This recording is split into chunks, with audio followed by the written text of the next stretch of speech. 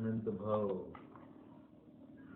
दुख से छुटकारा चाहना, दुख से छूटना चाहते हो तो सर्वप्रथम इस मिथ्यात्व रूपी सर्प को अपने में से निकाल दो। पंडित साहब अब इस छठे अध्याय के समापन की तरफ है। प्रसंग कुदेव कुगुरु और कुधर्म के सेवन का और पोषण का है और उनमें सुख बुद्धि का है। और यहाँ पर पंडित साहब समझा रहे हैं, भाई क्या होता है ऐसा मत करो, इससे तुम्हारे अनंत भव बिगड़ने वाले हैं। क्या होता है मत करो। तुम पंचेंद्रिय संगी पंचेंद्रिय का पद खोकर तुम एक इंद्रिय में जा बैठोगे। यहाँ थोड़ी सी इंद्रियों की शिथिलता तुम्हें बर्दाश्त नहीं होती है। कान आँख से दिखाई नहीं देता तो ओहो मुझे दिखाई नहीं दे रहा, कान से सुनाई नहीं देता तो ओहो मुझे सुनाई नहीं दे रहा, आदि आदि लगा लेना। और वहाँ पर जब इंद्रियां ही नहीं होगी तो कैसी दुर्दशा होगी, इसका विचार करो। इसलिए सुधी पुरुष वही होता है जो सही समय पर जाग जाता है, जो समय जाने के पश्चात जगता है, वो तो मूढ़ है।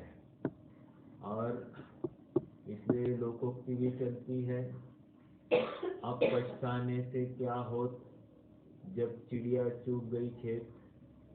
जब तुम्हें ख्याल रखना था उस समय में तुम तो प्रमाद में वर्त रहे थे। अब सब साफ सफाई हो गई, सब ढिंडोरा पिट गया, सब कुछ उजड़ गया और अब तुम्हें फसल की याद आ रही है। भाई तुम तो जग जाओ। अब मिथ्या तो भाव यह बहुत ही दुख का कारण है, इसलिए महापाप ऐसी उसकी संज्ञा दी है और इस पाप से तुम बच जाओ। पृष्ठ क्रमांक 191 पर है हम, दूसरा पैराग्राफ। इस प्रकार कुदेव कुगुरु कुशास्त्र सेवन में मिथ्यात्व भाव की पुष्टि होती है, जानकर इसका निरूपण किया।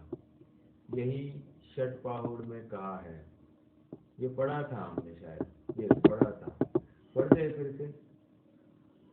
कुच्छिय देवम धम्मम कुच्छी लिंगम च बंदये जोदु लज्जा भय गाढ़व दो मिच्छा दिट्ठी हवे सोहू। यदि लज्जा से, भय से या बड़ाई से भी कुत्सित देव को, कुत्सित धर्म को, वो कुत्सित लिंग को वंदता है तो मिथ्या दृष्टि है। बताया ना अभी क्या बिगड़ता है, क्या नुकसान होता है। अरे तुम्हारी श्रद्धा लूटी जा रही है। यहाँ पर आपने 50-100 रुपए भी एक्स्ट्रा जाते हैं कहीं, तो ऐसी पेट्रोल भरने जाए, पेट्रोल, और पेट्रोल वाला करता क्या है, उसको अगर काटा मारना है तो वो हमको बातों में उलझ जाता है। बस पूछता है सर कैश देंगे या कार्ड, बस उसमें उसने वो झटका मार दिया है और पेट्रोल उसने खा लिया है। तो बस इतने सी बात को लेकर हमको कितनी आकुलता होती है। 10 रुपये का मार दिया होगा, मान लीजिए 10 रुपया 20 रुपये का, तो वहाँ 10-20 रुपये को लेकर हमको कितना दर्द होता है। तो यहाँ पर कह रहे हैं कि तुम्हारी अनंत भव में तुम भटकने वाले हो, तुम्हारी श्रद्धा लूटी जा रही है साक्षात, और तुमको कुछ भी नहीं लग रहा है। ये तकलीफ है। मतलब हमारी डिफेंस सिस्टम ठीक ठाक करने के लिए पूरी बॉर्डर एकदम तैनात कर दी है, एकदम ओके, बाहर से कोई अंदर नहीं आएगा। अरे भैया लेकिन अंदर में जो बिखर रहे हैं उसका क्या कर रहे हो? अंदर में तो सब त्राही त्राही मची है, उसका क्या कर रहे हो? तुमने लाए हैं राइफल वाइफल सब ठीक है, लेकिन अंदर त्राही हो रही, उसका क्या कर रहे हो? समझ में आया? तो ये जीव बाहर की तरफ से सब तरफ से बच रहा है, बचने की कोशिश कर रहा है, लेकिन अंदर में जो विपरीतता है उससे ही वो समझ नहीं रहा है। इसलिए जो मिथ्यात्व का त्याग करना चाहे वह पहले कुदेव कुगुरु कुधर्म का त्यागी हो। सम्यक्त्व के 25 मलों के त्यागने में भी अमूढ़ दृष्टि में व षडानायतन में इन्हीं का त्याग कराया है, इसलिए इनको अवश्य त्याग करना। पंडित साहब ने बहुत महत्वपूर्ण बिंदु के ऊपर चर्चा की है। देखो, मैं एक बार का प्रसंग बताता हूँ। मैं कई स्वाध्याय करा रहा था और वहाँ पर रत्नकन शावकाचार्य का विषय चल रहा था, यही 25 दोषों का रहित वो चौथी पांचवी श्लोक है वहाँ रत्नकन शावकाचार्य का, त्रिमूढ़ा पूर्णमष्टांगम सम्यक दर्शनमस्मयम। तो वहाँ पर 25 दोष गिनाए हैं, तो आगे भी गिनाए हैं वैसे। तो वहाँ पर प्रश्नकर्ता ने ये प्रश्न किया कि अमूढ़ दृष्टि में क्या है, कुगुरु कुदेव को इनकी सेवन नहीं करना, मतलब मिथ्यात्व का अभाव करना। और फिर षट अनायतन क्या है, फिर से वही है। और तीन मूर्ता क्या है, फिर से वही है। अरे भैया 25 में तो वही रिपीटेशन हो गए, मतलब 25 में 6 और 3 9 और 1 10 तो ये मूर्ता ही है, एक ही चीज को उन्होंने 10 बार रिपीट किया है।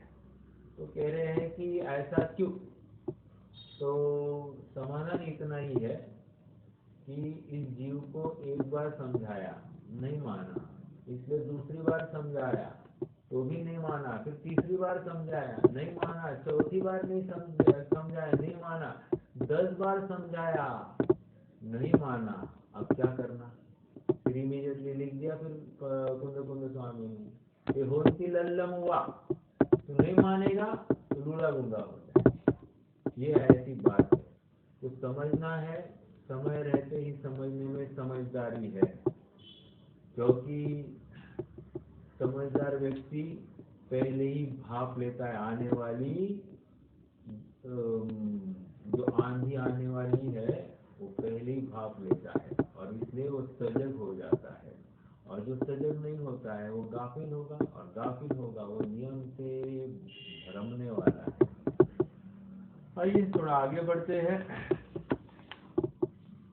भैया। हाँ बोलिए ना। हाँ, यहाँ पे कुत्सित शब्द का प्रयोग किया आचार्य देव। हाँ आप जो अपन कुत्सित कहते हैं ना, कसला कुचकाय रे, अपन उस परिप्रेक्ष्य में अपन करते हैं, मतलब बहुत ही मायाचारी, या फिर तुम्हें थोड़ा सा थोड़ी भी दया माया नहीं है क्या, ऐसा इस रूप में। लेकिन यहाँ पर कुत्सित मतलब मिथ्या, इतना ही अर्थ है लेना। जो सच्चे नहीं है उसको कुत्सित कह रहे हैं, बस। शब्द थोड़ा सा आप आज के परिप्रेक्ष्य में थोड़ा सा अजीब सा लग रहा है, क्योंकि कालांतर में क्या होता है कि शब्द बदलते जाते हैं, उनका भाव भी बदलते जाता है। हमने चर्चा की है पाखंडी, पाखंडी मतलब साधु को पाखंडी कहते हैं, या पाषंडी, लेकिन अब पाखंडी मतलब ठगिया को पाखंडी कहते हैं। तो ये ऐसे शब्द बदलते जाते हैं, लुच्चा है आदि आदि सब ऐसे ही शब्द है। चलिए, हाँ, इसलिए जो मिथ्यात्व का त्याग करना चाहे वे पहले कुदेव कुगुरु कुधर्म का त्यागी हो। सम्यक्त्व के 25 मलों के त्यागने में भी अमूढ़ दृष्टि में व षट अनायतन में इन्हीं का त्याग कराया है, इसलिए इनका अवश्य त्याग करना। मतलब वो एम्फेसिस दिखा रहे हैं कि भैया तुम्हारा सम्यक्त्व रुका है ना इनकी वजह से, मतलब ज्यादा तकलीफ जिन वचन में शंका न धार उसकी तकलीफ नहीं है कह रहे। सबसे पहले तुम कुदेव को गुरु और कुशास्त्र का अवलंबन छोड़ दो, और उसके बिना हम कुछ भी बता नहीं सकते।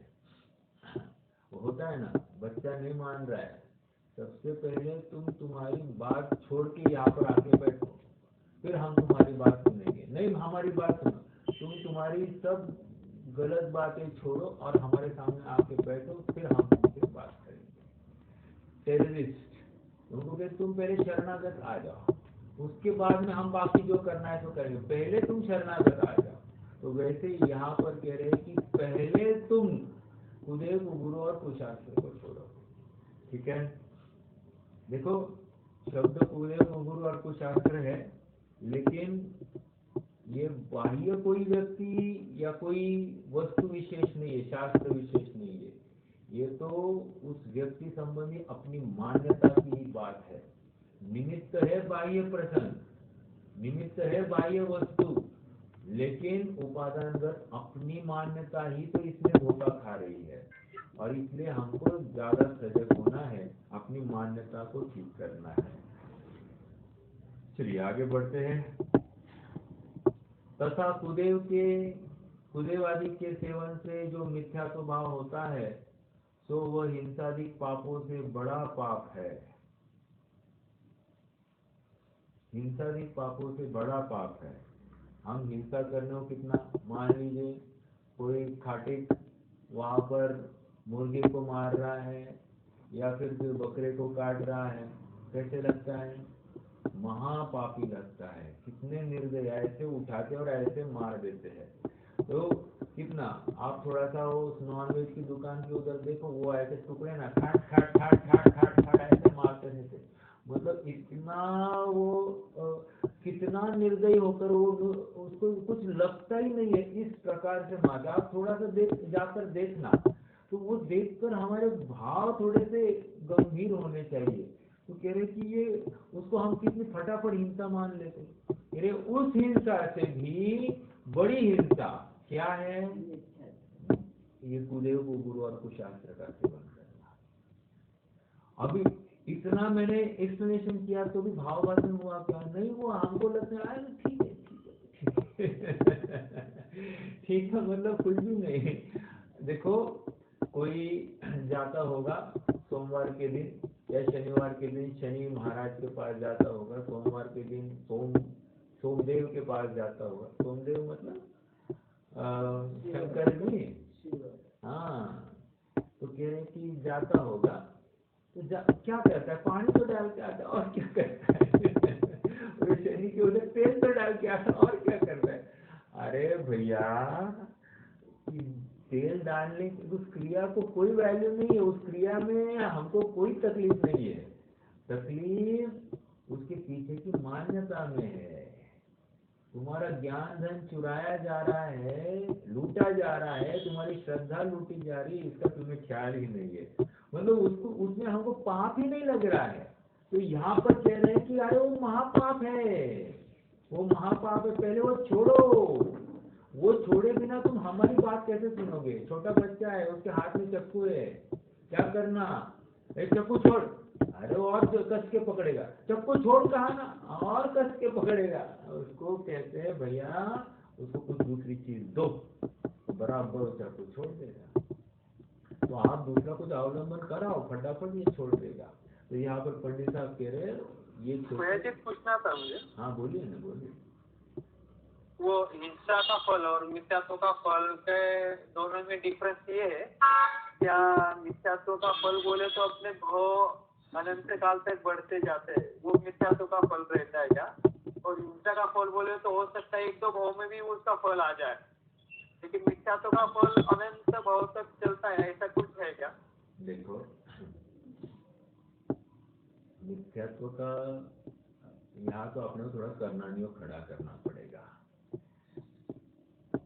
सबसे ज्यादा बंध कौन सी प्रकृति का होता है, मतलब स्थिति की अपेक्षा स्थिति ही सबसे ज्यादा किसकी पड़ती है?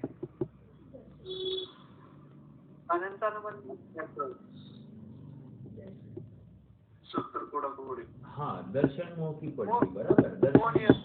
मोहनीय में भी दर्शन मोहनीय की, मात्र मोहनीय मत लेना, क्योंकि चारित्र मोहनीय की खाली 40 कोड़ा कोड़ी है। दर्शन मोहनीय कितना है उत्कृष्ट, 70 कोड़ा कोड़ी। अब प्रश्न ये, एक समझदार व्यक्ति, मतलब बंध की स्थिति सबसे पहले पड़ती है तो मोहनीय की पड़ेगी। तो पहले मोनीय पढ़ना है तो फिर क्या करेगा, वो सबसे ज्यादा स्थिति वही पाड़ेगा। अब दूसरा प्रश्न है, फिर चारित्र मुख्य 40 कोड़ा कोड़ी है, उत्कृष्ट की अपेक्षा ज्ञानावरण 30 है, दर्शनावरण 30 है, अंतराय 30 है, गोत्र और ये भी 20 है। तो ठीक है, ये साता भी कुछ 20 है, 30 है, 30।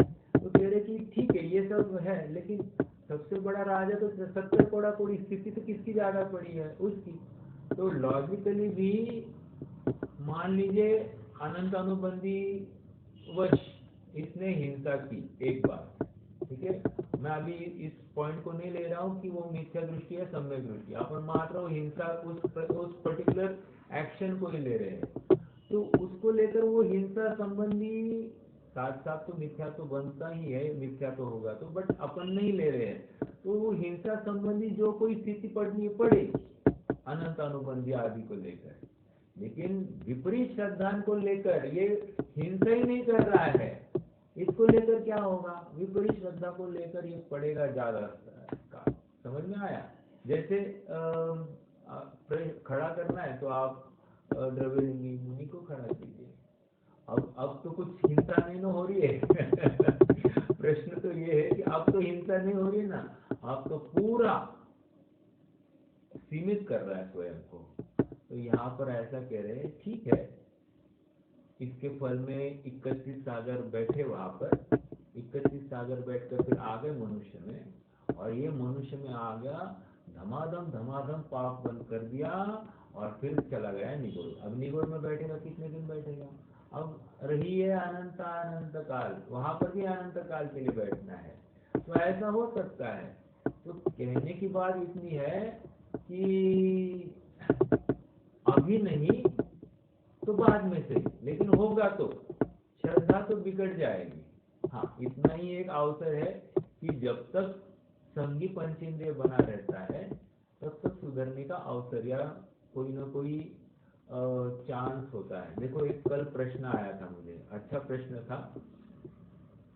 प्रश्न ये था, एक दुरानुदूर भव्य है, प्रकरण चल रहा था मार्गणा का, और मार्गणा में भव्यत्व, अभव्यत्व और भव्य अभव्य से रहित, ऐसी 3 मार्गणाएं बताई है। तो भव्यत्व मार्गणा में क्या है कि एक दूर भव्य, निकट भव्य और दुरानुदूर भव्य, ऐसे कुछ 3 भव्यत्व मार्गणा में है। और अभव्य तो एक ही है, वो अभव्य ही हमेशा के लिए। तो प्रश्न ये खड़ा हो रहा है कि ये दुरानुदूर भव्य है, उसको आप अभव्य मार्गणा में क्यों नहीं लेते हो? ये तो जाने वाला नहीं है, मुक्ति को जाने वाला ही नहीं है 3 काल में, तो फिर उसको अभव्य में ले लो ना। प्रश्न समझ में आया क्या? इसका समाधान कोई बता सकता है क्या? मैंने क्यों छेड़ा ये विषय तो मुझे नहीं मालूम, बट मैं कह रहा हूँ ये भव्य नाम का उदय है, लेकिन वो दुरानुदय है, और अभव्य का तो उदय ही अभव्य प्रकृति का है। ऐसा है, बराबर है, लेकिन उसको ये समझाते हैं कि ये दुरानुदूर भव्य है ना, 2 बातें होती है, एक होता है उपादान और एक होता है निमित्त। क्या क्या? एक होता है उपादान और एक होता है निमित्त।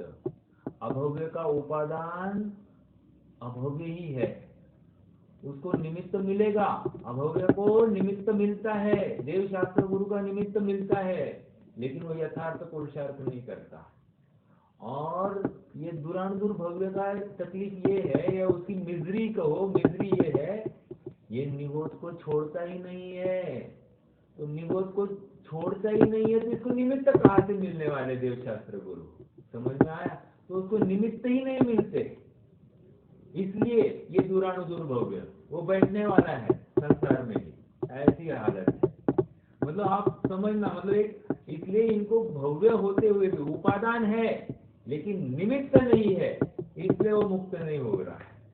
और अभव्य उपादान नहीं है, निमित्त मिला है, इसलिए वो मुक्त नहीं हो रहा है। ऐसी बात है, समझ में आया? ये 2 बात। तो मुझे बोलिए। नहीं, हमें हमें ऐसा लग रहा था कि जो मोक्ष में जाने का पात्र है उसको ही भव्य बोलेंगे। नहीं ना, कि आज एक भव्य के 3 भेद करके दिखाए नहीं, हैं। मतलब अभी ये एक समझ में आया अभी एक नया कंसेप्ट कि उपादान और निमित्त के एंगल से। हाँ, ये इस रूप से देखना। एक बात तो ये हो गई, लेकिन आपका प्रश्न जो है ना पंडित साहब, इसको देखो। अभी यहाँ पर राजा कौन है, मतलब फोकस किसको करना है, मिथ्यात्व को करना है। हालांकि हिंसा से क्या बहुत कम बंद होता है, ये बात नहीं है, लेकिन हिंसा से भी ज्यादा दुखकारी क्या है, तो कह रहे दुखकारी ये तुम्हारा मिथ्यात्व भाव है। इसलिए उसको इतना हाईलाइट करना है कि हिंसा is nothing in front of this. ये समझाने के लिए उस बिंदु को थोड़ा सा गौण किया, शिथिल किया और मात्र मिथ्यात्व पे फोकस किया, क्योंकि मिथ्यात्व छूट गया ना, जीत गई, आधी बाजी जीत ली है, ये ऐसी बात है। इसलिए सारा ध्यान हटाकर एकमात्र अपनी विपरीत श्रद्धा की तरफ रखा है। ऐसा मतलब भगवान कुछ करते हैं, भगवान से कुछ करना है, तुम्हारा क्या जाता है, तुम मेरी नैया तार दो, तुम्हारा क्या जाता है, ये नहीं चलती है बात। मतलब भगवान को कर्ता मानना या किसी पर को कर्ता मानना अपने यहाँ पर स्वीकार नहीं है। यहाँ तो हर जगह पर कितनी भी विपरीत अवस्था हो, दृढ़ता रखनी है, नहीं तो काम नहीं होगा। इसलिए देखो, आप रत्नकरण शावकाचार्य भी उठाकर देखो, वहां पर भी पूरा श्रद्धांजलि मुख्यता से लेकर उन्होंने कितने 40 श्लोक लगाए।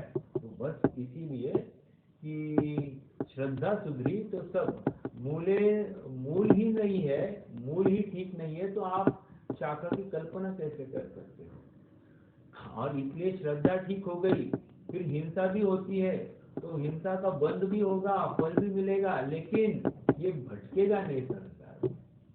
मूल प्रयोजन संसार में भटकने का है। तो इस मुख्यता को लेकर वे ऐसा कथन कर रहे हैं। हिंसा से बंद होता है नो डाउट, बट ऐसा बंद नहीं होता है कि वो उसमें से निकल ही नहीं पाए। लेकिन मिथ्यात्व का बंद ऐसा है कि उसमें निकलना बहुत मुश्किल है। और ऐसे कितने जीव है कि जो निकल गए हैं, नहीं निकल जाते, सब भटकते ही है। इसलिए अवसर आया है ना, अवसर चूकना नहीं, ये हमको उसकी गंभीरता ही महसूस नहीं होती है। ये जितनी चकाचौंध फैली है आसपास में और सब भाग रहे हैं, इसने 1 करोड़ कमाया, इसने 2 करोड़ कमाया, इसकी प्रॉपर्टी बेची, इसने 10 लाख लगाए थे 1 करोड़ हो गए, हम एकदम, इनफैक्ट मैं भी कहता हूँ, ऐसा नहीं कि नहीं कहता हूँ, लेकिन हमको आश्चर्य, हमको महिमा, 1 करोड़, 10 लाख के 1 करोड़ हो गया, अरे 2 साल में हो गया, ऐसा लगता है। अरे अपने को भी ऐसा होना। तो ये जो बात है ना, हमको महिमा अभी भी विषयों की आ रही, यही तो मिथ्यात्व है। हम भूल जाते हैं कि इनसे अपना सुख नहीं है, अपना सुख अपने आत्मा के आश्रय से है, अपना सुख विषय भोगों से नहीं है, अपना सुख अपने आत्मा के आश्रय से। क्यों?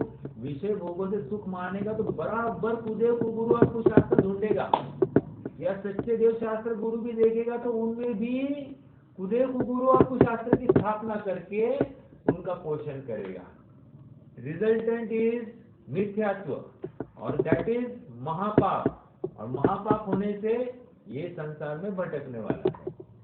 मतलब सच्चे देव शास्त्र गुरु मिले, इसको महिमा ही नहीं आ रही है, इसको वैल्यू, हाँ मिले ना, अरे मिले नहीं आ रहे हैं, तरसते हैं लोग, देवगण तरसते हैं ऐसी मुनिया दिगंबर कुल पाने के लिए, और हम इतने, हमको मिल गया है, हमको महिमा नहीं आ रही है। ठीक है, चलिए थोड़ा आगे बढ़ते हैं।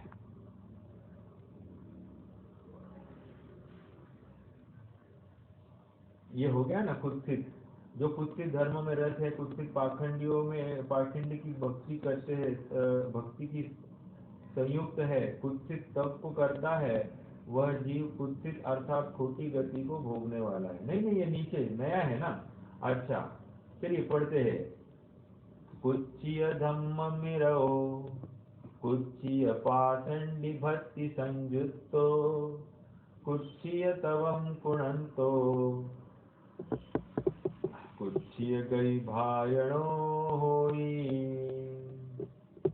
देखो शब्द हमारे नहीं है, पंडित साहब ने भी कुछ ये शब्द लिया है, तो ये कुंद कुंद स्वामी का है। यदि हम आज ये लिखते तो शायद इसका विरोध भी होता। चलिए, लेकिन पंडित साहब वो इनकी भाषा बोल रहे, जो कुत्सित धर्म में रत है, कुत्सित पाखंडियों की भक्ति संयुक्त है, कुत्सित तप को करता है, वह जीव कुत्सित अर्थात खोटी गति को भोगने वाला है। सरल बात है, मतलब ज्यादा नहीं। जैसी करनी वैसी भरनी, ये लोग है ना, जैसी मति वैसी गति, मतलब जैसे को नमन करने का भाव होता है, ऐसी मति आई है तो इसकी गति भी बिगड़ने वाली है। और ऐसे परिणाम देखकर सत्पुरुषों को उनके प्रति द्वेष नहीं होता है, उनके प्रति करुणा होती है। ओह, एक बात ये होती है, और दूसरा, मैं ऐसे विपरीतता का पोषण नहीं करूं जिसको लेकर मुझे अनंत संसार भोगने पड़े। ऐसी विपरीतता का मुझे नहीं चाहिए, ऐसे भोग भी नहीं चाहिए। एक तरफ करोड़ों की संपदा है और एक तरफ हमारा सच्चे देव शास्त्र गुरु का श्रद्धान है। क्या करना? यहाँ तो बोल देंगे अपन, ए भैया सच्चे देव शास्त्र गुरु को ही पोषण करना, लेकिन जैसे ही यहाँ से उठेंगे, करोड़ रुपए किसको नहीं चाहिए, फटाफट ए भाई बाद में देख लेंगे ना, अपन 1 करोड़ ले लेते और उसके बाद में सच्चे देव शास्त्र गुरु के पास आ जाएंगे। ऐसा बिल्कुल विचार करेगा। लेकिन कह रहे उस क्षण के लिए भी देखो और किसी ने हमको सेंड ऑफ होगा हमारा, या कोई भी कारणवश किसी ने हमको एक गणपति की मूर्ति दे दी। अब क्या करें वैसा दी है, मना भी नहीं कर सकते। थोड़ा सा विचार करना, मना भी नहीं कर सकते। अपना मतलब एक तो अपने लिए उन्होंने थोड़ा सा चंदा इकट्ठा किया और अपने को गणपति की, चलो गणपति मूर्ति पीओपी की नहीं लेंगे अपन मान लीजिए चांदी की मूर्ति ला कर दिए, चांदी की गणपति की मूर्ति। अब हम उसमें क्या देखेंगे? चांदी देखे तो चांदी तो बेच पैसा आएगा ना, लेकिन यहाँ पर कह रहे तुम्हारा श्रद्धान लूटा जा रहा है। गए, वो लक्ष्मी होती है ना, चांदी का सिक्का होता है, उसके ऊपर एक लक्ष्मी छपी होती है। तो कह रहे अरे हमने तो सिक्का दे दिया। सिक्का भैया, सिक्के के साथ साथ लक्ष्मी भी गई है, चलो गए। ये श्रद्धान तुम्हारा खोटा है, तुम्हारा अनंत भव का कारण बना। इसमें क्या? अरे इसमें सब कुछ है। मना करने का दम होना चाहिए। 100, 50, 500, 2000 रुपए के लिए तुमने अपनी श्रद्धा को गिरवी रख दिया। ये समझ में आया क्या? थोड़ी सी बात गंभीर भी है, और हम और आप सबको ऐसे प्रसंगों को सामना करना ही पड़ता होगा। तो हमको 500, 1000 रुपये के लिए, देखो 500, 1000 रुपये के लिए भी हम लाचार हो सकते हैं। आप समझ लें इस बात को। क्यों? कहीं जाते आते होंगे, शादी ब्याह में आते होंगे तो कुछ ना कुछ देते होंगे, और ऐसी कुछ चीज आ गई तो क्या है, पीछे से गाली देंगे लेकिन वस्तु लेकर आएंगे। ऐसी भी बात होती है। तो 100, 50, 500, 1000 रुपये के लिए श्रद्धा बेचना नहीं, ये इतना तो करना। शादी में भले ही जाना, देखो मैं उल्टी बात कह रहा हूँ लेकिन ऐसे विपरीत वहां पर कुछ गणपति जी को नमस्कार करते होंगे, तो उतने के लिए अपना धर्म दांव पर लग जाएगा। समझ में आ रहा है क्या? विनय वो क्या होता है, बिन नकाशी कुछ होती है वहां पर, विनायक, हाँ चाल विनायक कुछ होता है, अभी मुझे ज्यादा नहीं, अब भूल गया मैं कह रहे कि वो क्या है, ये सब गणपति आदि को ही तो नमस्कार करने की बात है, और उनको आह्वान करते, आओ भाई आओ और हमारा कार्य निर्विघ्न तुम पार पाड़ो। तो कहरी बात है कि ये सब कुलदेव का श्रद्धान, उसका अनुमोदन हम कर बैठे हैं शादी ब्याह में जाकर। ओके, कोई तो ऐसा नहीं कोई करता है तो तुम तुम्हारी जानो। मैं तो ये कह रहा हूँ, जहाँ ये बहुलता से ऐसा ही होता है, शादी कैसे की जाती यही आज तक क्लियर नहीं है, तो विचारणीय बिंदु है सब जगह पर। चलिए, मतलब कहाँ कहाँ अपनी श्रद्धा लूटी जाएगी। मैं तो आपको एक इंस्टेंस दे रहा हूँ, इंस्टेंस। जैसे देखो, अभी और कोई कहे कि आपका परमेश्वर की कृपा है, महादेव की कृपा से सब ठीक चल रहा है। अभी ऐसा बोल दिया, अब क्या करना बोलिए। प्रश्न है, किसी ने हमको कह दिया महादेव की कृपा से सब ठीक चल रहा है, अब क्या कहेंगे? देवी माँ की कृपा है ना, तो सब ठीक हो रहा है। तो ये सुनकर हमको क्या होता है ना, हमारा क्या हो गया, हमारा क्या हो गया? अरे भैया, यहाँ पर भी तकलीफ है। मतलब हमारे संपर्क में आकर कोई जीव अपनी बात बोले, वो अगर उनकी बात बोल रहा है तो बहुत बड़ी तकलीफ है। ठीक है, अब हम कहेंगे हम कैसे बचें? हम बच ही नहीं सकते हैं।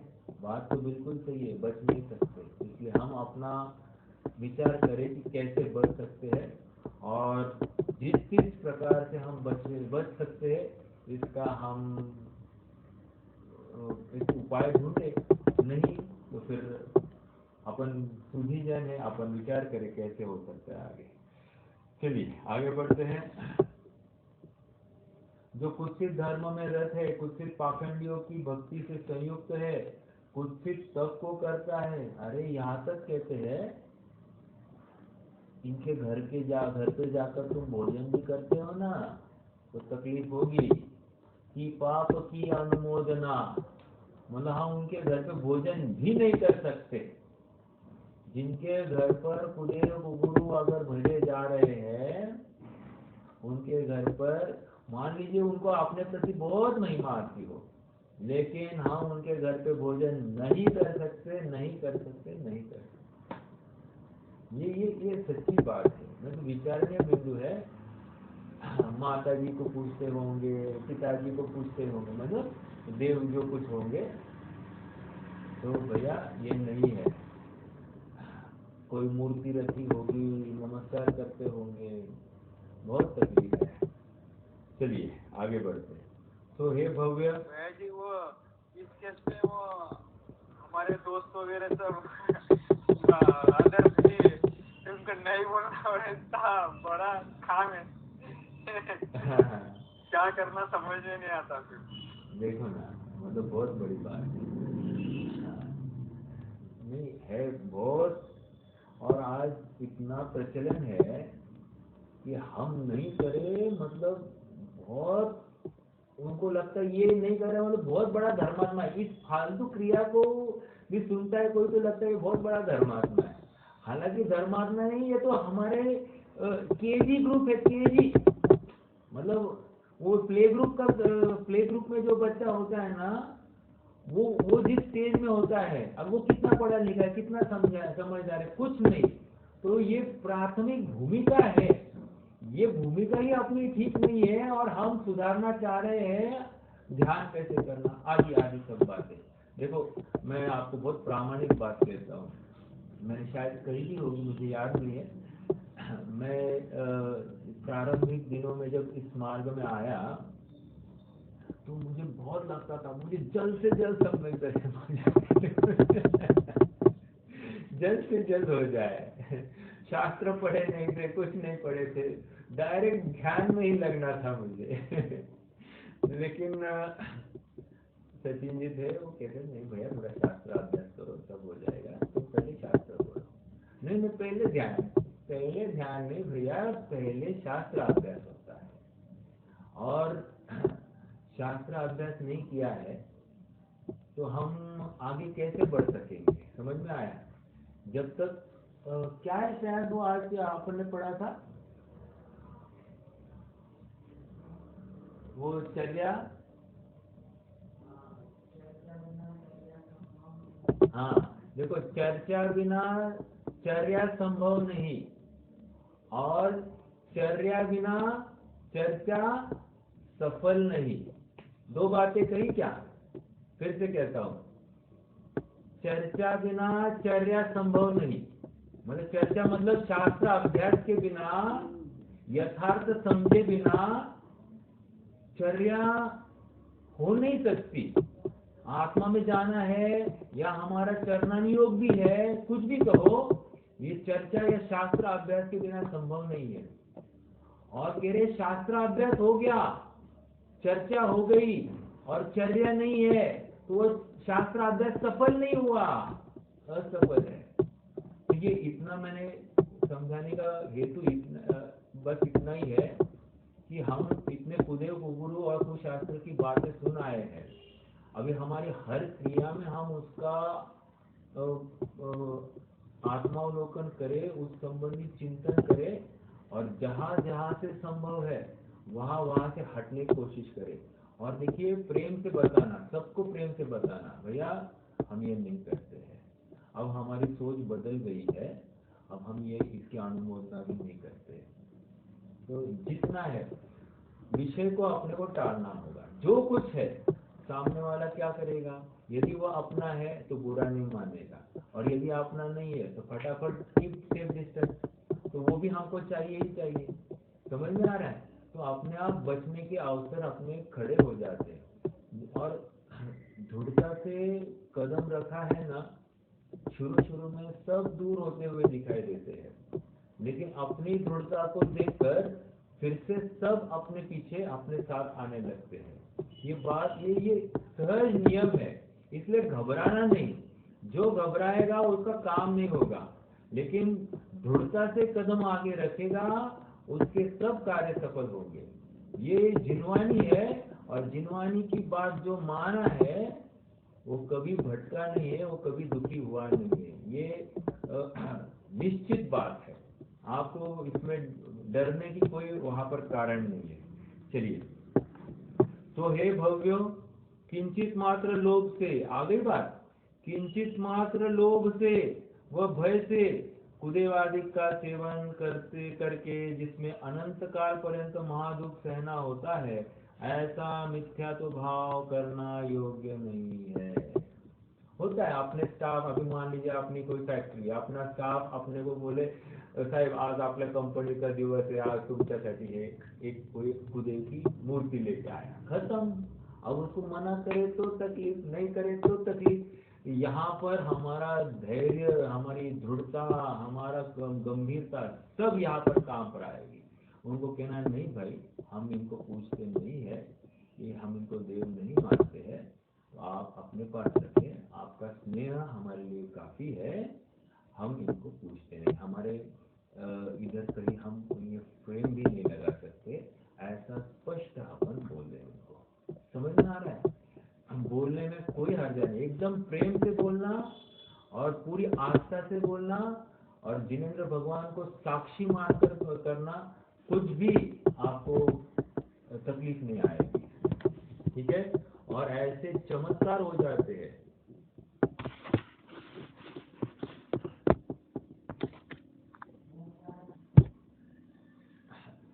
संतप्त मानस शांत हो जिनके गुणों के गान में, वे वर्धमान महान जिन विचरे हमारे ध्यान में। इस पंक्ति का क्या अर्थ है आप मुझे बताइए। और हम इतने धुन से एकदम हिल डुल के गाते हैं इतने बेभान होते हैं, लेकिन भाव भाषण नहीं होता, उसका प्रैक्टिकल यूज क्या है वो समझ नहीं आता है हमको। संतप्त मानस शांत हो, शांत होना ही होना है।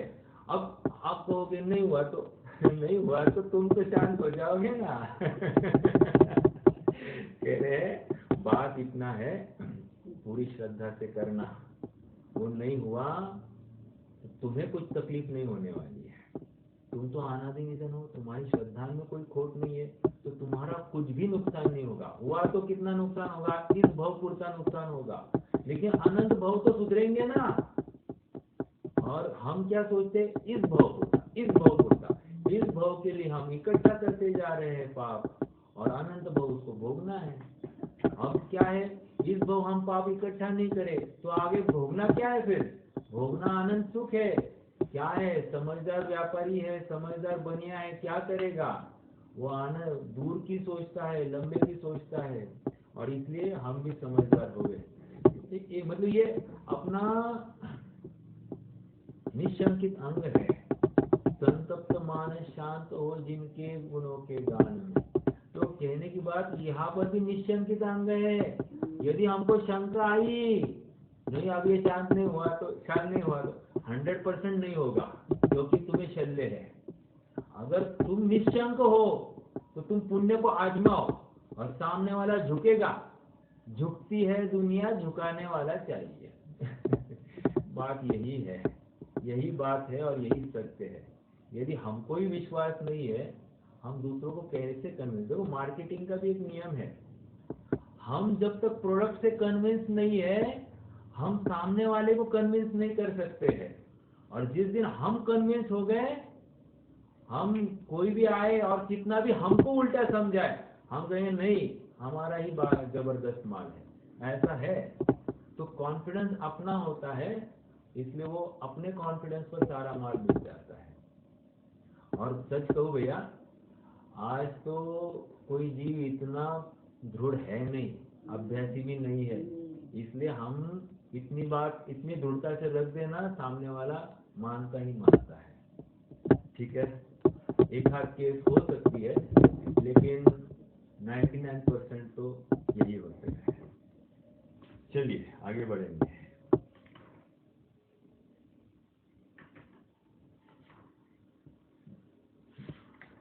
ये क्या? सो हे भव्य, किंचित मात्र लोभ से व भय से कुदेवादि का सेवन करके जिससे अनंत काल पर्यंत महादुख सहना होता है, ऐसे मिथ्यात्व भाव का करना योग्य नहीं है। ये करुणावश देखो, कोई ऐसे मैंने कहा ना, एग्जाम्पल दिया, जैसे कोई शिव जी को पानी डालता होगा या शनि को आदि ये करता, हनुमान जी को पूछता होगा, तो कहते इसमें बुरा नहीं है। लेकिन यहाँ पर कह रहे हैं कोई इसको रोकता भी नहीं है, लेकिन ये बहुत करुणा करके ये समझाया जा रहा है कि रोको। अभी वो कहेगा अगर हमारा बुरा हुआ तो, अब बहुत कसौटी की घड़ी है, अगर बुरा हो गया सचमुच और हमने उसको भजने नहीं दिया तो सारा अपने माथे आने वाला है, ये समझना। इस कीमत पर भी हम दृढ़ता से बोले उसको, भाई तूने ये मत करना, कितनी करुणा बुद्धि होगी ये हमको समझ में आ रहा है। क्योंकि पूरा का पूरी जिम्मेदारी अपने माथे आने वाली है और लोग हमको टोकने वाले हैं। बहुत बातें हैं, किसी को रोग हो गया, रोग ठीक नहीं हो रहा है, सब बाबा बाबा सबके पास जाता है, सबकी पैर को पूछता है, आगे सब करता है। उसको कोई कहे ये मत करो तो तुम ठीक करने वाले हो क्या? वो करने दो ना, ज्यादा क्या होगा, हुआ तो ठीक ही हुआ, नहीं हुआ तो क्या होने वाला है। तो भाई समझाओ, तुम्हारा अनंत अनंत दुख मिटने वाला है। अभी एक भाव तुम संभाल लो, एक भाव के लिए तुम श्रद्धा यथार्थ करो, तुम्हारा सब कार्य ठीक होगा। तो हमको समझाना तो इसी प्रकार है, नहीं समझाया तो फर्क नहीं पड़ता, लेकिन हम स्वयं समझे ये भी तो बहुत जरूरी बात है। देखो एक छंद अभी जस्ट सुना था, तो मैं आपको छंद सुनाता हूँ, बहुत अच्छा है, बहुत मार्मिक है और वीर रस का भरा हुआ है। देखो, चाहे विविध बीमारियां इस देह में आकर बसे, चाहे विविध बीमारियां इस देह में आकर बसे, चाहे हमारी संपदा इस वक्त ही जाती रहे। ओहो, कहने के लिए कितना आसान है। अभी एक थोड़ा सा एसिडिटी हो जाए, ज्यादा कुछ नहीं हो खोपड़ी हिल जाती है सब, आप भी सोना है, सीधा फ्लैट हो जाता है जी, भाई फैक्ट है। मतलब मेरी भी दुर्दशा हो जाती है, मैं इसमें विरोध नहीं कर रहा हूँ, लेकिन ये स्वीकार करनी चाहिए, बार बार चिंतन करना चाहिए। प्रतिकूलता में हमारी विचारधारा क्या हो, इसका अभी निर्णय करना पड़ेगा कि मैं ऐसा ही करूंगा, प्रतिकूलता आए तो मैं ऐसा ही करूंगा। एक क्या, चाहे विविध बीमारियां इस देह में आकर बसे, एक बीमारी की बात नहीं हो, विविध मतलब अनेक प्रकार की, अनेक जाति प्रजाति की तो कह रहे वो सब आ जाए तो भी आकर बसे। एक दूसरा, चाहे हमारी संपदा इस वक्त ही जाती रहे। साहब एक 10 रुपया भी, मैं वही सोचता हूँ, शायद को आज ही कह रहा था, क्या है हमारा जो दूध वाले को ना डेली 100 रुपया देना पड़ता है, 10 रुपया वो रिटर्न करता है। अब उसके पास 10 रुपया रहता नहीं है, तो वो 10 रुपये का क्या करता हूँ मैं, 10 दिन ऐड करना पड़ता है। तो अभी 10 दिन मतलब 100 रुपया तो देना है। अब एक आध दिन गिनती कम ज्यादा हो गई, निरंतर चल रहता है, कितना था 10 था, 20 था, 40 था, वो उसका शल्य, मतलब 10 रुपया के लिए भी हमको कितनी तकलीफ हो रही है। अब यहाँ पर कह रहे चाहे हमारी संपदा इस वक्त ही जाती रहे। या दूसरा लीजिए, मान लीजिए दूध डाल रहा है वो, है ना, मैं एकदम साधारण बात ले रहा हूँ, सब्जी के समय में हमको लगता है कि नहीं लगता है थोड़ा सा एक्स्ट्रा, थोड़ा सा ज्यादा नहीं, थोड़ा बस थोड़ा सा, मतलब क्या है, हाँ आप फायदे में है। तो कह रहे हैं चाहे हमारी संपदा इस वक्त ही जाती रहे, वहां पर हमको लाभ दिखाई दे रहा है, कह रहे वहां पर भी वांछा करता है। एक ठीक है, आगे, चाहे सगे संबंधी परिजन का वियोग मुझसे बने। और अब क्या है, चाहे सब सगे संबंधी और परिजनों का वियोग मुझे बने। अब विचार करो, एक साफ हो गया अपने घर का सदस्य, अब विचार तो करो, कोई नहीं है, विचार तो करो, अरे खाने उठेगा, बोलता अब मेरे भी जीने में कोई मतलब नहीं, मतलब ये इमीडिएटली ये भी मरण की कल्पना करने लगता है। तो कह रहे ये भी हो गया, 3 बातें हो गई। चौथा, चाहे दुश्मन आकर घेरे लोक सारा हिल उठे। दुश्मन ने घेर लिया है, लोग पूरा मेरे से विद्रोह कर बैठा है, ये भी एक अवस्था हो गई। ओके, तो भी मैं जिन धर्म को एक क्षण भी छोड़ू नहीं। क्या कह रहा है, तो भी जिन धर्म को एक क्षण भी छोड़ू नहीं। जिन धर्म को छोड़ू नहीं मतलब धर्म को पकड़ना नहीं है, अरे उन सिद्धांतों को, उन तत्वों को ऐसे दिलो दिमाग में, ऐसे धारणा में बिठाना है कि मैं टस से मस नहीं हो जाऊं। अब अंतिम लाइन देखिए, प्रतिकूलता अरे कितनी भी रहे, निज रमनता छोड़ू नहीं। प्रतिकूलता अरे कितनी भी रहे, निज रमनता छोड़ू नहीं। मतलब at the end of day कभी ऐसी वांछा कर रहा है, कितनी भी प्रतिकूलता आ जाए, जितनी चाहे आ जाए, मैं तैयार हूँ, मैं निज रमनता छोड़ू नहीं। मतलब मेरी बुद्धि ठिकाने पर रहे, मेरी ज्ञान चेतना जागृत रहे, कर्म चेतना, कर्म फल चेतना ये सब होगी, लेकिन मैं ज्ञान चेतना में रहूंगा, ऐसी ये भावना भरा है। ठीक है, आइए थोड़ा सा और आगे बढ़ते हैं। जिन धर्म में, अब ये बहुत मार्मिक पेज है, मतलब पंडित साहब का समापन है ना, हर अध्याय का समापन अपने आप में एक बहुत बड़ी सीख लेकर आता है। और हमको चाहिए कि हम हफ्ते में एक बार है ना सभी अध्यायों का ना समापन पढ़ ले। क्यों, अरे एक झटके में पूरा मोक्ष मार्ग प्रकाशक हो जाएगा अपना, मतलब 10-15 मिनट में अपना मोक्ष मार्ग प्रकाशक पढ़ के हो जाएगा। कैसे, बस समापन पढ़ लेना है। समापन पढ़ने से पूरा हमको एक प्रीसीज आ जाती, मतलब पूरी संक्षिप्तीकरण वहां पर आ जाता है, और फिर उसमें पुरुषार्थ भरी बातें भी बहुत भरी हुई है, तो अपने आप में अपने लिए बहुत कार्यकारी है। आइए पढ़ते हैं। जिन धर्म में तो अमनाय है कि पहले बड़ा पाप छुड़ाकर फिर छोटा पाप छुड़ाया जाता है। जिन धर्म में तो अमनाय है कि अमनाय मतलब परंपरा। देखो जैसे अपन डॉक्टर के पास गए, डॉक्टर के पास सामने एक व्यक्ति आया, उसको 2 रोग से पीड़ित है। एक तो सर्दी जुकाम हो गया है, और दूसरा वो कैंसर से बहुत ग्रस्त है। अभी जो कुछ सबसे आपको जितना तकलीफदायक, तो उपाय किसका करेगा? मतलब उपाय तो दोनों का करना है, उसमें विरोध नहीं, लेकिन बड़ा रोग कौन सा है मान लीजिए, तो कैंसर के ऊपर सबसे पहले ट्रीटमेंट चालू करनी पड़ेगी। तो फिर बड़ा रोग को पहले उपचार किया जाएगा, फिर छोटे रोग छुटपुट है ये सर्दी खांसी तो इसको बाद में देखेंगे, पहले बड़ा रोग। समझ में आया? तो जिस प्रकार वैद्यकीय शास्त्र में भी यही तकलीफ, यही अपन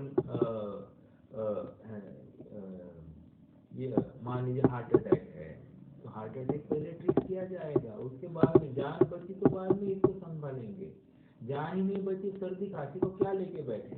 समझ में आ रहा है?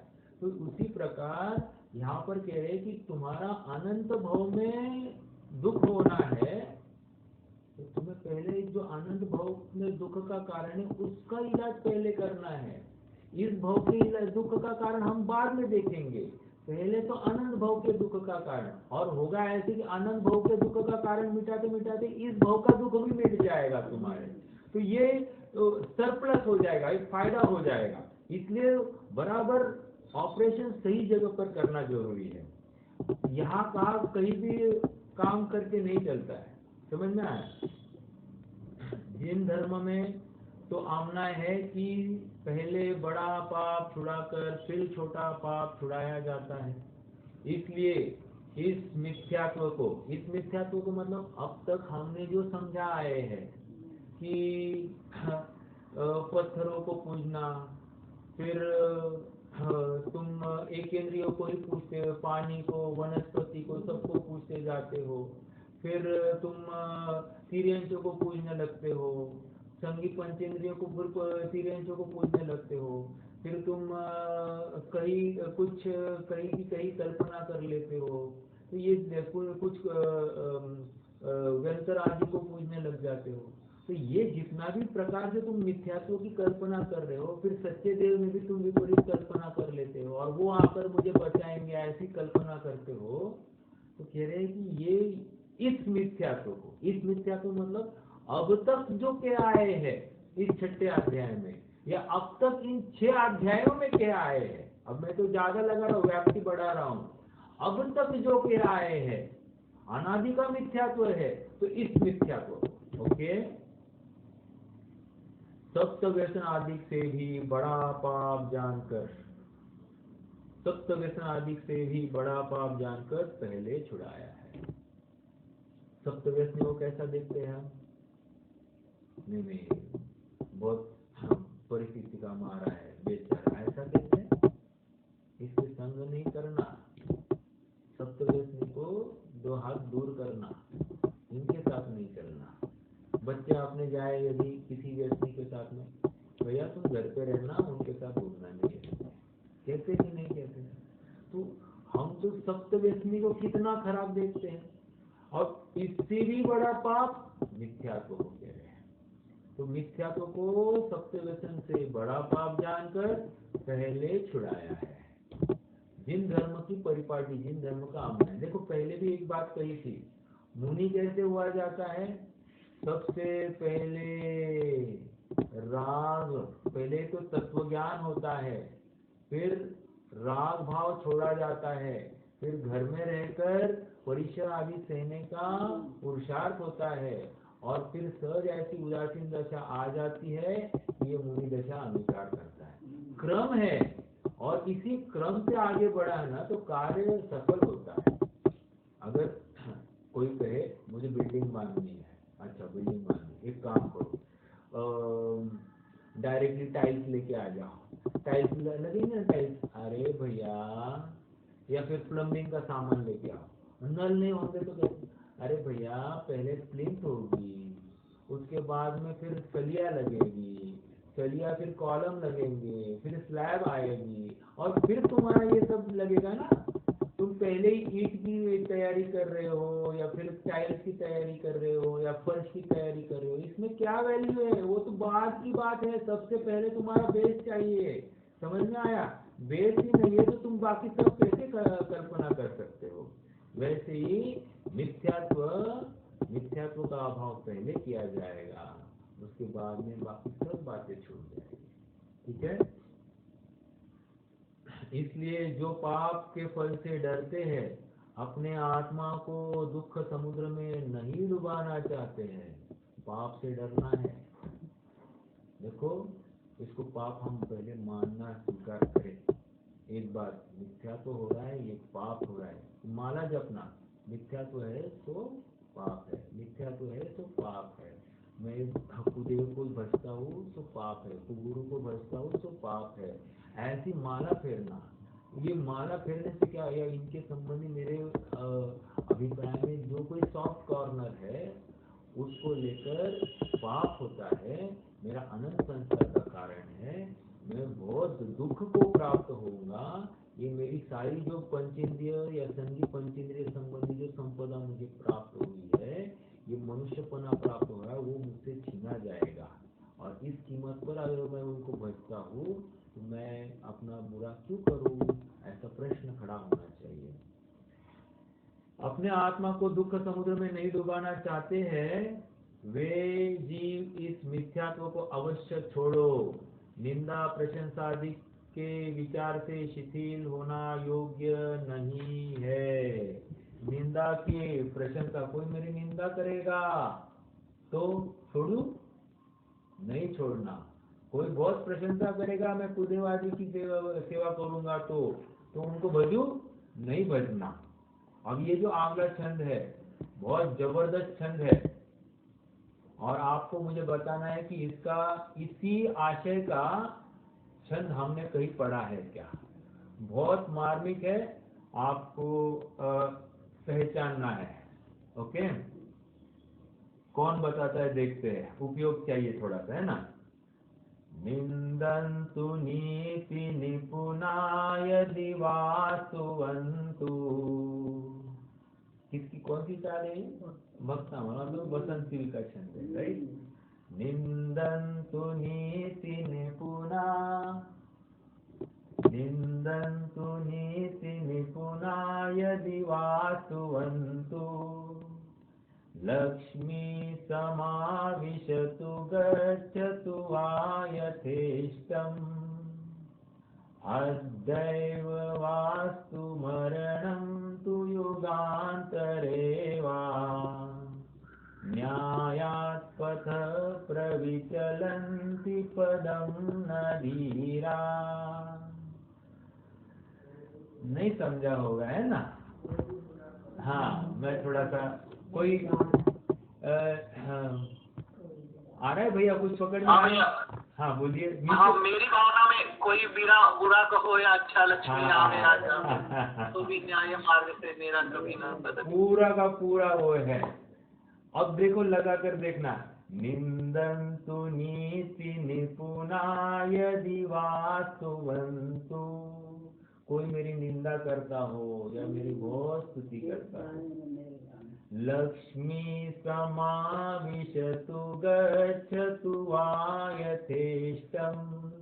यह लक्ष्मी समाविशतु मतलब लक्ष्मी आ रही है, गच्छति जाती है, समझ में। लक्ष्मी आवे या जावे, वा यथेष्टम्। अद्यैव वास्तु मरणं तु युगान्तरे वा। अद्यैव अस्तु, अभी आ जाए क्या, मरण। और मरणम युगान्तरे वा, युगों तक मैं जीता रहूं। मुझे ना पहले बहुत प्रश्न होता था, ये लाखों वर्षों तक है, लाखों वर्षों तक अभी आयु होती है क्या? ऐसा प्रश्न होता था। वो तो जब छोटा था तब की बात है, लेकिन लाखों वर्षों तक वो बोला ऐसे लिखा होगा, ऐसे ही लिखा होगा। वो कुतूहल था, लेकिन पूछा नहीं किसी को। लेकिन जब कर्णानुयोग पढ़ा या फिर ये अपने कर्म भूमि की चौथे काल की आयु या भोग भूमि की आयु को समझा, फिर ज्ञान में आ गया लाखों वर्षों तक जीव का अर्थ क्या है। तो अद्यैव वास्तु मरणं तु युगान्तरे वा। न्यायात् पथ प्रविचलन्ति पदं न धीरा। न्याय कितना जबरदस्त है, ऐसा एकदम सुहावना लगता है। ये क्षण सबको याद करना है। अपने लिए स्वयं के लिए याद करो। मिथ्या को बाद में छोड़ना, पहले ये छंद याद करना। क्या कह रहे, न्यायात पथ प्रविचलन्ति पदम न धीरा, न्याय मार्ग से कभी न पद मेरा डिगने पावे। यही बात है थी ना। चलिए पूरा मेरी भावना का सार यहाँ पर आ गया। देखो नीति शतक का ये छंद है, नीति शतक। कोई निंदा करता है तो निंदा करो, स्तुति करता है तो स्तुति करो। ये ऐसा होता है क्या अपने को, निंदा, जबान संभाल के बात कर। ऐसा है क्या? हम क्या अरे कह रहे हैं क्या? अरे कितनी बात है, ये क्या कह रहे हैं? देखो एप्लीकेशन बहुत जरूरी है। मतलब कोई थोड़ी सी अपनी टेढ़ दिखाए, हमसे सही नहीं जाती है। मतलब सहिष्णुता, इन शॉर्ट सहिष्णुता की कमी है। और यहाँ पर कह रहे नीति वचन है कि सहिष्णुता जितनी अच्छी उतना काम तुम्हारा सफल होगा, सरल होगा। कल ना ऐसा एक ना कंस्ट्रक्शन की एड थी। एक कोई व्यक्ति गाड़ी चला रहा है, ट्रैफिक में सफर लिखा है, SUFFER। और ना एक एकदम हरियाली में ऐसा कोई एकदम वॉकिंग कर रहा है, और वहां पर लिखा है SAFAR, suffer. Which one do you want? मतलब आपको सफर चाहिए या सफर चाहिए? सफर मतलब वो जो ट्रैफिक में पड़ के तुम ऐसा पीछे जा रहे हो, वो सफरिंग। और सफर मतलब हिंदी वाला सफर, एकदम आनंद से ये सफर कर रहा है ऐसा। तो वहां पर एक ऐसा प्रश्न चिन्ह किया है। मतलब हिंदी को उन्होंने इंग्लिश में लिखा SAFAR, और इंग्लिश का तो SUFFER, वो सफर ऐसा है। और उन्होंने ऐसा किया, which one would you like to choose. तो अच्छा फीलिंग वो ऐड था। वैसे यहाँ पर मैं तो उसको यहाँ पर अप्लाई करना चाहता हूँ। जो मिथ्यात्व के साथ में SUFFER और यथार्थ श्रद्धा अपने आत्मा के संग में तुम्हें SAFAR, सेफर भी कहो और सफर भी कहो, SAFAR। तो कौन सा चाहिए? तो आत्मा के साथ में ही हमको ठीक है। देखो और एक उक्ति मुझे याद आ गई। वो एक कहते हैं ना कि कुसंगे नरकवासा, सत्संगे स्वर्गवासा, आत्मसंगे मोक्षवासा। ये कितनी सरल बात है। कु का संग किया तो नरकवास है। ये तो लोकोक्ति है भैया। मतलब इसमें बहुत बड़े रॉकेट साइंस नहीं है, कोई बहुत अकल की बात नहीं है। सब कहते हैं कुसंगे नरकवास। अभी कुदेव के संग नरकवास, कुधर्म के संग नरकवास, कुगुरु का संग नरकवास। कौन कौन तैयार है? सब हाथ ऊपर। नहीं देखो, हंसने की बात नहीं है, बहुत गंभीरता की बात है। बहुत सरल भाषा में बात आ रही है अपने सामने। अब हृदय कठोर करना है और यथार्थ निर्णय करना है। और निर्णय ऐसा कि फिर से पलटना नहीं है। चाहे कितने भी लोग आए अपनी श्रद्धा को डिगाने की कोशिश करे, तो भी न्याय मार्ग से मेरा कभी न पद डिगने पाए। इतनी दृढ़ता अकंप हो जाए तो है ना। अब ऐसा अकंप क्या है मेरी भावना में, श्रद्धा ऐसी अकंप दृढ़तर हो जाए तो भी न्याय मार्ग से मेरा, वही है ना। चलिए आगे बढ़ते हैं। कोई ऐसा न्याय विचार कर, समय तो हो गया है, आज ये समापन भी कर लेते हैं। ऐसा न्याय विचार कर, निंदा प्रशंसादिक के भय से, लोभादिक से अन्याय रूप मिथ्या तो प्रवृत्ति करना युक्त नहीं है। अहो, अब ये और एक जबरदस्त स्टेटमेंट है। अहो देव गुरु धर्म तो सर्वोत्कृष्ट पदार्थ है। पदार्थ कह रहे हैं भाई, पदार्थ समझ में आया? देव एक पदार्थ है, गुरु एक पदार्थ है और शास्त्र भी एक पदार्थ है। इनके आधार से धर्म है। इनमें शिथिलता रखने से अन्य धर्म किस प्रकार होगा? इनमें शिथिलता रखोगे तो फिर जो दूसरे प्रकार से तुम धर्म की कल्पना करते हो वो कैसे होगा? इसलिए बहुत कहने से क्या, सर्वथा प्रकार से कुदेव कुगुरु कुधर्म का त्यागी होना योग्य है। ये मेरा एक प्रश्न है आप सबसे, थोड़ा सा विचारणीय है।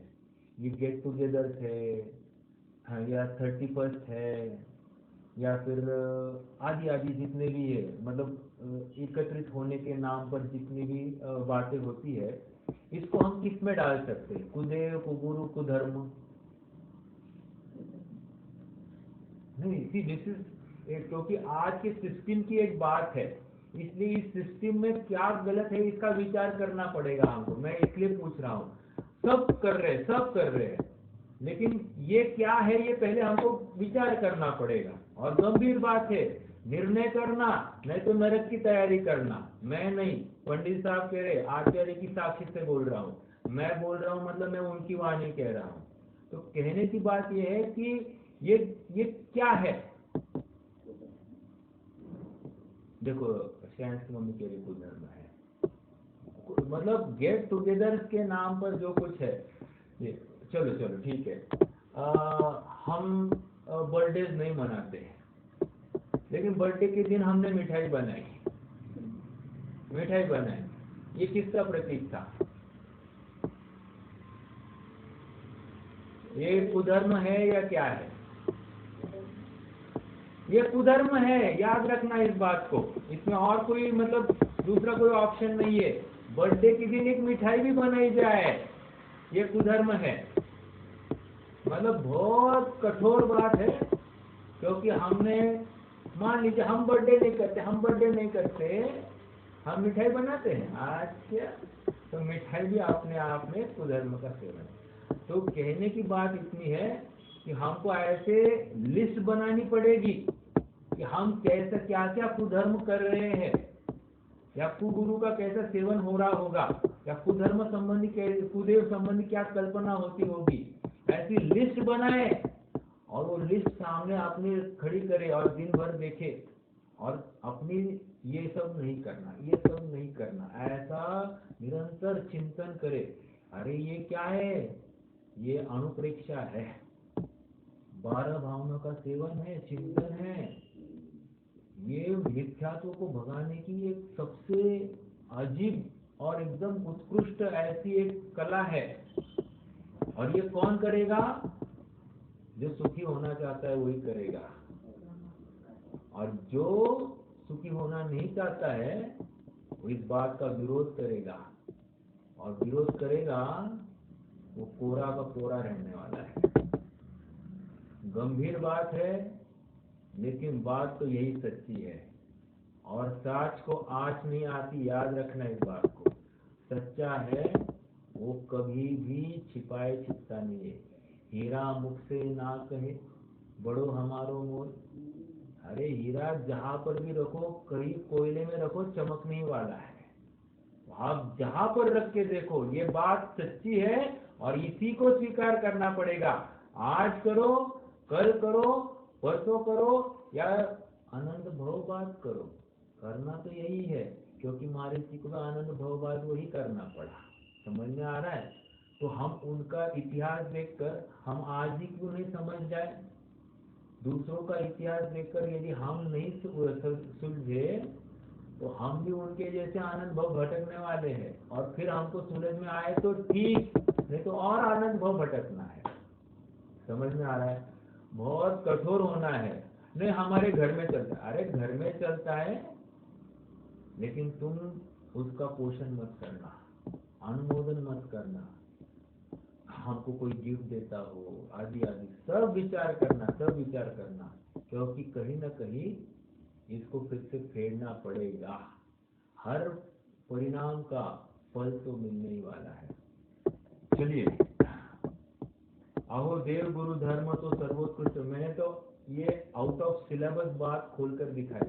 देखो और बोलो, आजकल सेकेंड होम की बहुत बड़ी कल्पना चल रही है। तो सेकेंड होम ये क्या हो सकता है? सेकेंड होम कोई कहने नहीं था हम इन्वेस्टमेंट कर रहे। अरे भैया तू किसको पागल बनाता है? तो सेकेंड होम अपने आप में भी ये भी कुधर्म का सेवन है। तुम विषय कषायासक्त प्रवृत्ति का पोषण करना चाहते हो और इन्वेस्टमेंट का नाम कहो कि कोई नाम कहो उसको लगा देते हो, तो योग्य नहीं है। ठीक है, चलिए थोड़ा सा ये ज्यादा विचार करने पर ये सब आपको घटित होगा हुआ दिखाई देगा। आप कहोगे मैंने आपका सब कुछ साफ कर दिया। नहीं, ऐसा नहीं है। मैं इतना कहूँगा तो भी जरूरी नहीं है कि कोई एक भी चीज साफ हुई होगी। क्योंकि बात तो ये है कि मैं ये सब अपने लिए कर रहा हूँ, निमित्त है आप, लेकिन हर जीव को वो अपने ऊपर लगानी है। मैं किसी एक इंडिविजुअल को नहीं लगा रहा हूँ, मैं तो हर चीज स्वयं में उसका कैसे हो सकता है ये विचार रखता हूँ। बाकी आप जाने, क्योंकि तूच तुझ्या जीवनाचा शिल्पकार, मी तुझा शिल्प नहीं करू शकत। देखो शिल्पी से याद आया, जैसे एक पत्थर है, पत्थर में से हमको मूर्ति साकार करनी है तो उसका क्या करते हैं? सबसे पहले बड़ा पत्थर निकाला जाता है, मोटा मोटा भाग निकाला जाता है, फिर छोटा छोटा भाग निकाला जाता है। वैसे ही सबसे पहले बड़ा पाप निकाला जाता है और फिर छोटा छोटा पाप बाद में निकाला जाएगा। ये समझ में आया है क्या? और एक उदाहरण मैंने दिया। आइए आगे बढ़ते हैं। इसलिए बहुत कहने से क्या, सर्वथा प्रकार से, सर्वथा कुछ प्रकार से नहीं, सर्वथा प्रकार से कुदेव कुगुरु कुधर्म का त्यागी होना योग्य है। कुदेवादी का त्याग न करने से मिथ्यात्व भाव बहुत पुष्ट होता है और वर्तमान में यहाँ इनकी प्रवृत्ति विशेष पाई जाती है। इसलिए इनका निषेध रूप निरूपण किया है। उसे जानकर मिथ्यात्व भाव छोड़कर अपना कल्याण करो। देखो करुणामयी भाषा है, तुम अपना कल्याण करो, अपना कल्याण करो, औरों का कल्याण करने का विकल्प छोड़ दो। हमको बच्चों का देखना है, इसका देखना है, उसको सबका कल्याण करना है और स्वयं फंसे जा रहे हैं। या सर यहाँ पर स्वार्थी होना है और अपना कल्याण किस प्रकार हो सकता है, ये सर्वप्रथम विचार करना है। ठीक है, आप सब सुधीजन है, आपने धैर्य से ये सब बातों को सुना और उतने ही धैर्य से अपने जीवन में इसको उतारने का यत्न करना, तो ये सारा प्रयास जो पंडित जी साहब का है वो या अपने पहले पूर्वाचार्यों का है, ये सफल होगा और हम भी शाश्वत सुख की ओर